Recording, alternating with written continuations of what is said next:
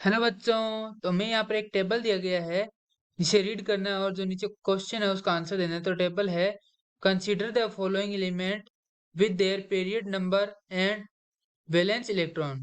तो सबसे पहले जो ये अल्फाबेट्स दिए गए हैं इन्हें हमें फाइंड करना है कि ये कौन कौन से एलिमेंट्स है। तो सबसे पहले जो दिया गया है वो है पी।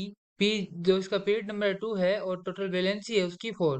तो पीरियोडिक टेबल है उसमें जो जो पीरियड नंबर 2 है वो ये है और इसमें 4 वैलेंसी है वो कार्बन की होती है। तो इसीलिए जो हमारा पी है वो हो जाएगा कार्बन, ये हो जाएगा कार्बन। उसके बाद सेकंड है क्यू।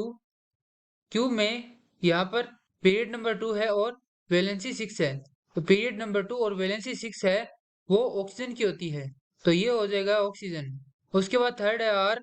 आर जो पीरियड नंबर 3 और वैलेंसी है 7।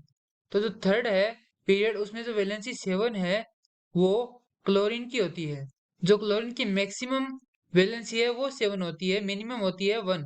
ऑक्सीजन की मैक्सिमम 6 होती है, मिनिमम 2 होती है।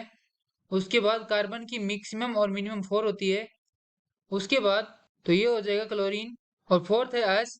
एस पीरियड नंबर 3 और वैलेंसी 3। तो 3 नंबर पीरियड में जो वैलेंसी 3 वाला एलिमेंट है वो है एल। तो ये हो जाएगा एल। उसके बाद टी है। टी का पीरियड नंबर 3 है और वैलेंसी है 6। तो इसके लिए एलिमेंट हो जाएगा पीरियड नंबर 3 एंड वैलेंसी 6 वाला जो एलिमेंट है वो हो जाएगा सल्फर। तो यहाँ पर ये हो जाएगा सल्फर। लास्ट है यू। पीरियड नंबर 3 है और वैलेंसी 4 है। पीरियड नंबर 3 एंड वैलेंसी 4 होती है सिलिकॉन की। तो इसके लिए हो जाएगा एस आई। तो हमने यहाँ पे जो एलिमेंट्स है उनको तो फाइंड कर लिया। अब जो क्वेश्चन है वो रीड करते हैं कि क्वेश्चन में क्या आस्क किया गया है। तो according to the given information answer the following question. Question है choose the incorrect statement. First statement is SR3 is a hypovalent compound. तो यहाँ पर SR3 means S, S means Al, R3, R means Cl। तो AlCl3 है वो हाइपोवेलेंट या हाइपोवेलेंसी compound है। तो यहाँ पर ये हाइपोवेलेंसी इसलिए क्योंकि इसका जो नेचर है, नेचर वो कोवेलेंट है, कोवेलेंट, जिससे इसकी जो इलेक्ट्रोनेगेटिविटी है वो हाई होती है और जो इलेक्ट्रोनेगेटिव इलेक्ट्रॉन्स होते हैं वो लेस देन 8 होते हैं। इसीलिए इसकी जो हाइपोवेलेंट कंपाउंड हाइपोवेलेंसी है वो हाई होती है। So this statement is correct. Next statement is UR4 can act as Lewis acid. ये है बी नंबर। तो यहाँ पर जो U है वो है सिलिकॉन और R क्लोरीन है, ये है SiCl4। तो सिलिकॉन के जो बॉन्ड है वो कुछ इस प्रकार से बन जाएंगे। तो यहाँ पर मल्टीपल बॉन्ड होने के कारण मल्टी बॉन्ड जो पॉजिटिव स्टेट है वो इजीली क्रिएट हो जाती है, जिसके कारण ये क्या है लुइस एसिड की तरह रिएक्ट करने लगता है। तो ये स्टेटमेंट भी करेक्ट है। उसके बाद है C is PQ2, it means PCO2।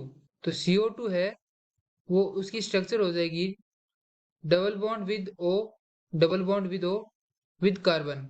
तो यहाँ पर जो कार्बन है वो स्टेबल है, but this is central atom, so it can be make bond with other atoms. जो नेक्स्ट है इसकी स्ट्रक्चर वो इस प्रकार बनेगी। तो यहाँ पर ये बॉन्ड भी क्रिएट कर रहा है। तो अगर ये बॉन्ड क्रिएट करेगा तो यहाँ पर नेगेटिव आएगा, तो इस पे पॉजिटिव कंटेन होगा कि नहीं होगा।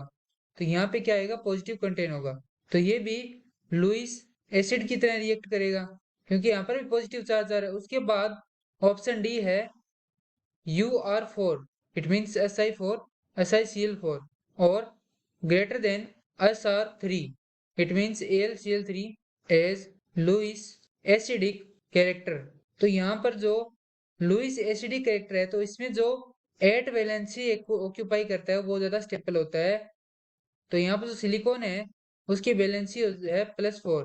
ठीक है, तो इसके साथ 4 क्लोरीन भी है तो ये मिलकर कितने बनाएंगे 8।